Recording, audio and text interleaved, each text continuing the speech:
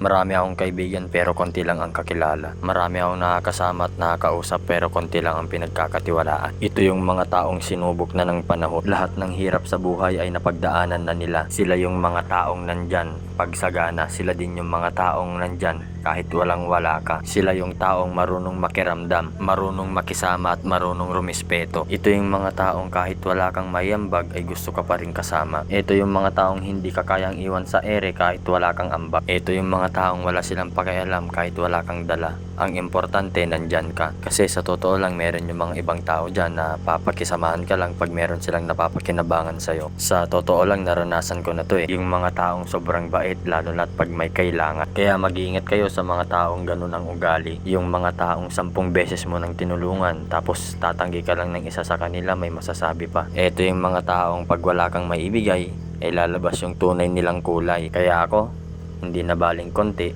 basta tunay. Kaya kayo mga par, tag nyo na sa tunay nyong mga tropa.